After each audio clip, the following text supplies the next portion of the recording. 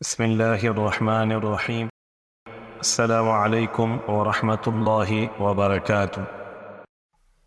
آج ہم اکابر صحابہ و صحابیات کے سلسلے میں جس شخصیت کا ذکر کرنے جا رہے ہیں وہ ہیں حضرت عبداللہ ابن مسعود رضی اللہ تعالی عنہ، جس کو یہ بات پسند ہے کہ قرآن مجید اسی لہجے میں پڑھے جس میں وہ نازل ہوا، تو وہ عبداللہ ابن مسعود کی قرت کا انداز اپنائے۔ یہ فرمان ہے حضور صلی اللہ علیہ وسلم کا حضرت عبداللہ ابن مسعود رضی اللہ تعالی عنہ کے بارے میں۔ لڑکپن کا زمانہ تھا، ابھی حد بلوغت کو نہ پہنچے تھے۔ لوگوں سے بہت دور مکہ معظمہ کے پہاڑی راستوں میں ہر روز اپنے آقا اور قریش کے سردار عقبہ بن ابی معیط کی بکریاں چرانے جایا کرتے۔ لوگ انہیں ابن عبد کے نام سے پکارتے، جبکہ ان کا اصلی نام عبداللہ اور باپ کا نام مسعود تھا۔ یہ ہونہار فرزند نبی صلی اللہ علیہ وسلم کے متعلق کچھ عجیب سی باتیں سنا کرتا، لیکن ان باتوں کی طرف دو وجہ سے دھیان نہ دیتا۔ ایک تو بچپن کا زمانہ تھا، اور دوسری وجہ یہ تھی کہ اکثر وقت مکی معاشرہ سے بالکل الگ تھلگ گزرتا۔ روزانہ کا معمول یہ تھا کہ صبح سویرے اپنے آقا عقبہ کی بکریاں چرانے چلا جاتا اور رات کو واپس لوٹ۔ ایک دن یہ مکی نوجوان یعنی حضرت عبداللہ ابن مسعود رضی اللہ عنہ کیا دیکھتے ہیں کہ دو باوقار بزرگ ان کی طرف چلے آ رہے ہیں۔ وہ دونوں بہت تھکے ہوئے تھے اور پیاس کی شدت سے ان کے حلق اور ہونٹ خشک ہو رہے تھے۔ ان کے پاس آتے ہی دونوں نے سلام کیا اور فرمایا، عزیزم، ہمیں ان بکریوں کا دودھ پلاؤ تاکہ اس سے آتش پیاس بجھا سکیں اور اپنی انتڑیاں تر کر سکیں۔ اس ہونہار لڑکے نے جواب دیا، میں تو ایسا نہیں کر سکتا، یہ بکریاں میری نہیں، میرے پاس تو امانت ہیں۔ لیکن ان دونوں نے میری اس بات کا برا نہ منایا، بلکہ ان کے چہرے خوشی سے تمتما اٹھے۔ پھر ان بزرگوں میں سے ایک نے کہا، ہمیں کوئی ایسی بکری بتائیے جو ابھی چھوٹی ہو اور دودھ نہ دیتی ہو۔ تو میں نے ان کے قریب ہی کھڑی ہوئی ایک چھوٹی سی بکری کی طرف اشارہ کیا۔ ایک بزرگ آگے بڑھے، ایک ہاتھ سے بکری کی ٹانگ پکڑی اور دوسرا ہاتھ اس کے تھنوں کو لگایا، اور ساتھ ہی ساتھ وہ کچھ پڑھ بھی رہے تھے۔ میں نے بڑی حیرانی سے ان کی طرف دیکھا اور اپنے دل میں کہا، بھلا اتنی چھوٹی عمر کی بکریاں بھی دودھ دیا کرتی ہیں؟ لیکن میں نے دیکھا کہ تھوڑی ہی دیر بعد بکری کے تھنوں میں دودھ اتر آیا اور دودھ بھی کثیر مقدار میں تھا۔ دوسرے بزرگ نے ایک پیالہ نما پتھر پکڑا اور اسے دودھ سے بھر لیا۔ دونوں نے خوب جی بھر کر پیا اور مجھے بھی پلایا۔ میں یہ منظر دیکھ کر حیران و ششدر رہ گیا۔ جب ہم تینوں خوب سیر ہو گئے تو اس مبارک شخصیت نے تھنوں کو حکم دیا کہ سکڑ جاؤ، تو وہ فوراً سکڑنے لگے، یہاں تک کہ وہ اپنی اصلی حالت میں لوٹ آئے۔ اس موقع پر میں نے عرض کی، عذرائے کرم، مجھے بھی آپ یہ بابرکت کلام سکھلا دیں۔ آپ نے فرمایا، ابھی آپ بچے ہیں۔ یہی واقعہ حضرت عبداللہ ابن مسعود رضی اللہ عنہ کو اسلام کی طرف مائل کرنے کا باعث بنا۔ کیا آپ جانتے ہیں کہ یہ مبارک انسان کون تھے؟ یہ رسول کریم صلی اللہ علیہ وسلم اور آپ کے رفیق خاص حضرت صدیق اکبر رضی اللہ عنہ تھے۔ ان دنوں قریش نے مکہ معظمہ میں عدم مچا رکھا تھا، مسلمانوں کو طرح طرح کی تکالیف پہنچا رہے تھے۔ اس لیے آپ صلی اللہ علیہ وسلم اور صدیق اکبر مکہ معظمہ کے ان دشوار گزار پہاڑی راستوں پر چل نکلی تھی۔ اس ہونہار لڑکے نے رسول اکرم صلی اللہ علیہ وسلم اور حضرت صدیق اکبر سے خلوص دل سے محبت کی، اور آپ دونوں کو بھی یہ ذہانت و امانت کی بنا پر بہت پسند آیا۔ اس واقعے کے تھوڑے ہی عرصے کے بعد حضرت عبداللہ بن مسعود نے اسلام قبول کر لیا اور رسول اقدس صلی اللہ علیہ وسلم کو اپنی خدمات پیش کر دی۔ آپ صلی اللہ علیہ وسلم نے بھی کمال شفقت سے اپنی خدمت کے لیے قبول کر لیا۔ اسی روز سے یہ خوش نصیب فرزند بکریوں کی نگرانی کے فریضہ سے سبکدوش ہو کر سید الانام حضرت محمد صلی اللہ علیہ وسلم کی خدمت میں مصروف ہو گئی۔ پھر اس کے بعد حضرت عبداللہ بن مسعود رسول اکرم صلی اللہ علیہ وسلم کے رفاقت میں اس طرح رہے جس طرح کے سایہ انسان کے ساتھ رہتے ہیں۔ حضر و سفر میں آپ صلی اللہ علیہ وسلم کا ساتھ دیا، ہر جگہ خدمت کی سعادت نصیب ہوئی۔ جب آپ صلی اللہ علیہ وسلم گھر سے باہر جانے کا ارادہ کرتے تو فوراً جوتے مبارک آپ کے قدموں میں لا رکھتے۔ جب گھر تشریف لاتے تو آگے بڑھ کر اپنے ہاتھوں سے حضور صلی اللہ علیہ وسلم کے پاؤں مبارک سے جوتے اتارتے۔ آپ صلی اللہ علیہ وسلم کے لیے چھڑی اور مسواک ہر دم تیار رکھتے۔ انہیں حجرہ مبارک میں بھی آنے کی اجازت تھی۔ یہاں تک کہ آپ صحابہ کرام میں رازدان رسول صلی اللہ علیہ وسلم کے نام سے معروف ہو گئے۔ چونکہ حضرت عبداللہ ابن مسعود رضی اللہ عنہ کی تربیت رسول اکرم صلی اللہ علیہ وسلم کے گھر ہوئی، اس لیے آپ کی سیرت و کردار کو اپنانے کا وافر موقع ملا۔ انہوں نے آپ صلی اللہ علیہ وسلم کی اعلیٰ عادت کو اپنے اندر سمونے کی کوشش کی، یہاں تک کہ آپ کے متعلق یہ بات مشہور ہو گئی کہ حضرت عبداللہ بن مسعود رضی اللہ عنہ رسول اکرم صلی اللہ علیہ وسلم کے قریب طرح۔ حضرت عبداللہ بن مسعود رضی اللہ عنہ نے درسگاہ نبوت سے تعلیم حاصل کی، قرآن مجید کی تلاوت، قرآن فہمی اور شریعت الہیہ کے علم میں صحابہ کرام کے درمیان آپ کو ایک خاص مقام حاصل تھا۔ بطور دلیل ایک واقعہ آپ کی خدمت میں پیش کرتے ہیں۔ وقوف عرفہ کے دوران ایک شخص حضرت عمر بن خطاب رضی اللہ عنہ کی خدمت میں حاضر ہوا اور عرض کی، امیر المؤمنین اس وقت عرفہ سے آ رہا ہوں، وہاں ایک شخص اپنے حافظے کی بنیاد پر قرآن مجید لکھوا رہا ہے۔ یہ بات سن کر حضرت عمر رضی اللہ عنہ کو بہت غصے میں آ گئے، اتنے غصے میں کہ آپ کو پہلے کبھی نہ دیکھا تھا۔ آپ نے غضبناک ہو کر فرمایا، مجھے بتاؤ کہ وہ کون ہے؟ اس شخص نے عرض کی کہ وہ جناب عبداللہ بن مسعود رضی اللہ عنہ ہیں۔ ان کا نام سن کر آپ کا غصہ باندھ پڑ گیا اور فرمایا، بخدا میرے علم کے مطابق جناب عبداللہ بن مسعود رضی اللہ عنہ کو اس وقت قرآن فہمی میں سب سے اعلیٰ مقام حاصل ہے، جیسا کہ اس واقعے سے ظاہر ہوتا ہے۔ ایک رات رسول اکرم صلی اللہ علیہ وسلم اور صدیق اکبر بیٹھے امت مسلمہ کے متعلق گفتگو کر رہے تھے اور میں بھی اس گفتگو میں شریک تھا۔ رسول اکرم صلی اللہ علیہ وسلم اچانک اٹھے اور ایک طرف چل دیے، ہم بھی آپ کے ساتھ ہو لیے۔ ہم کیا دیکھتے ہیں کہ ایک شخص مسجد میں کھڑا اونچی آواز سے نماز پڑھ رہا ہے، اندھیرے کی وجہ سے ہم اسے پہچان نہ سکے۔ رسول اکرم صلی اللہ علیہ وسلم نے کھڑے ہو کر اس کی قرأت سننا شروع کر دی۔ پھر آپ صلی اللہ علیہ وسلم ہماری طرف متوجہ ہوئے اور فرمایا، جسے یہ بات پسند آتی ہے وہ قرآن مجید کو اس لہجے میں پڑھے جس میں وہ نازل ہوا ہے، تو وہ عبداللہ بن مسعود کی قرأت کا انداز اپنائے۔ نماز کے بعد جناب عبداللہ بن مسعود رضی اللہ عنہ نے اونچی آواز سے دعا شروع کی تو رسول اکرم صلی اللہ علیہ وسلم نے فرمایا، مانگو تمہاری دعا قبول ہوگی، مانگو جو چاہتے ہو دیا جائے گا۔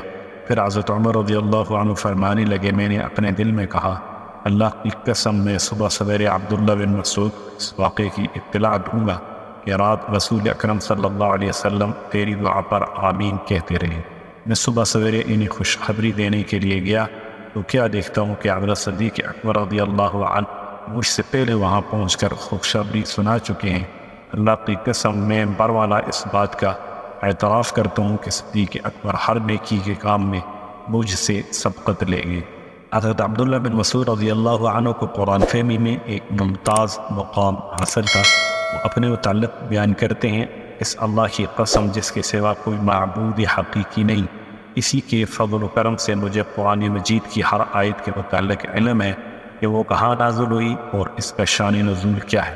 جب بھی مجھے پتہ چلا فلاں شخص قرآن مجید کے بارے میں مجھ سے زیادہ معلومات رکھتا ہے تو میں اس کی خدمت میں حاضر ہو کر معلومات حاصل کرنے کی ہر ممکن کوشش کرتا۔ یہ تو حضرت عبداللہ بن مسعود کا اپنے متعلق بیان تھا، ہم اس پر اکتفا نہیں کرتے بلکہ ایک واقعہ بھی بیان کرتے ہیں جس سے ان کے علم مقام کا اندازہ ہوتا ہے۔ ایک مرتبہ حضرت عمر رضی اللہ عنہ ایک سیارہ میں سفر کر رہے تھے، رات بہت تاریک تھی، دوران سفر ایک قافلہ ملا، اس میں حضرت عبداللہ بن مسعود بھی شامل تھے۔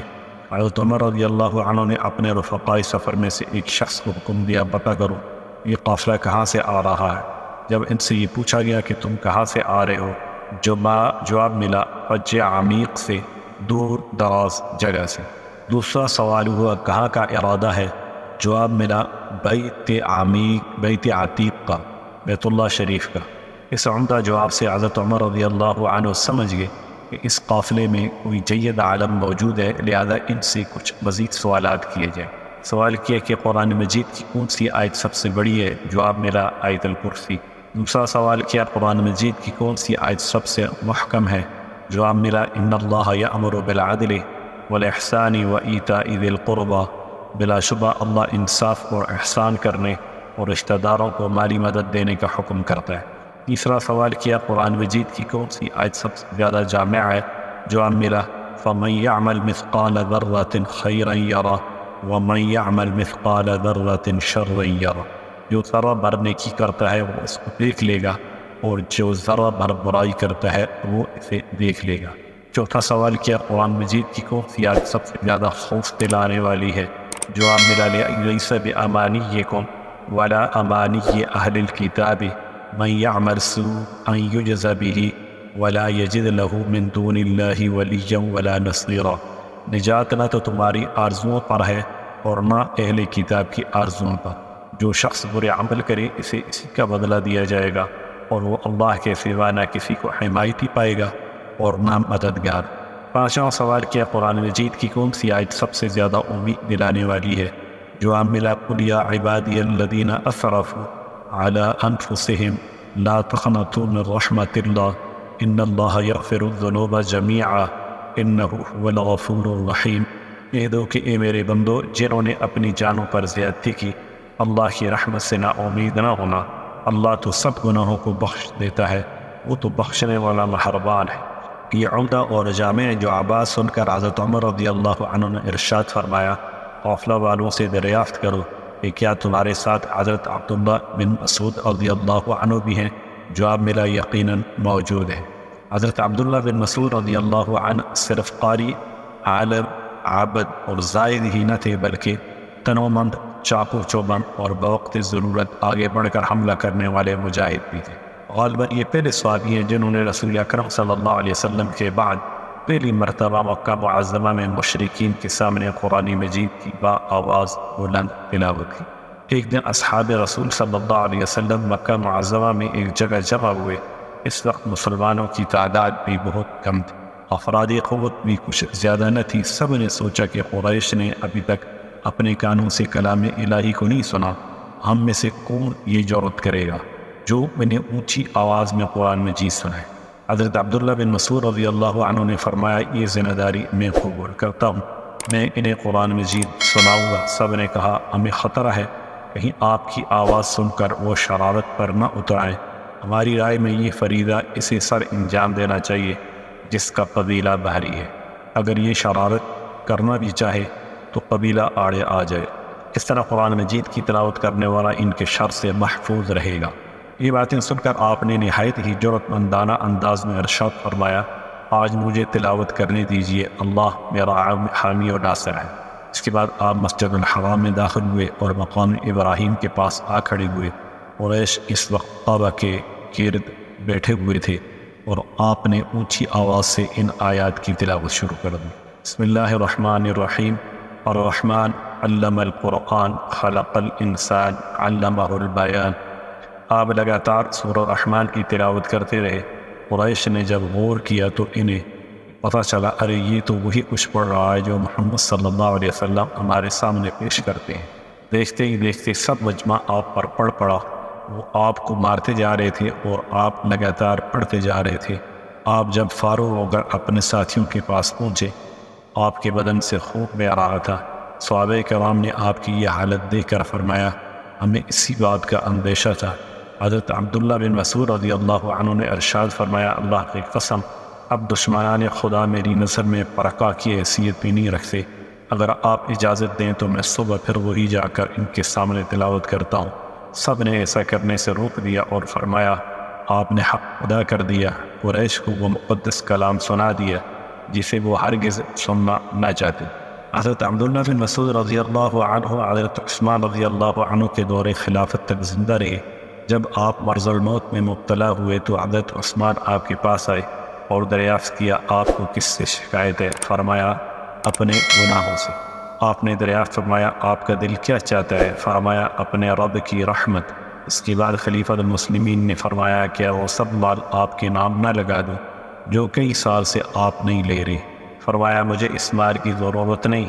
حضرت عثمان رضی اللہ عنہ نے فرمایا، یہ مال آپ کی بچیوں کے کام آئے گا۔ فرمایا، کیا آپ کو اندیشہ ہے کہ میری بچیاں فقر و فاقہ سے مبتلا ہو جائیں گی؟ میں نے اپنی تمام بچیوں کو حکم دیا ہے کہ وہ ہر رات سورہ واقعہ کی تلاوت کریں۔ میں نے رسول اللہ صلی اللہ علیہ وسلم کو یہ فرماتے ہوئے سنا، جس نے ہر رات سورہ واقعہ کی تلاوت کی اسے کبھی فاقہ نہیں آئے گا۔ جب رات ہوئی تو حضرت عبداللہ بن مسعود رضی اللہ عنہ اللہ کو پیارے ہو گئے نزع کے وقت آپ کی زبان ذکر الہی سے تر تھی، آپ کی زبان ذکر پر آیات بینات کا ورد جاری تھا۔ السلام علیکم ورحمۃ اللہ وبرکاتہ۔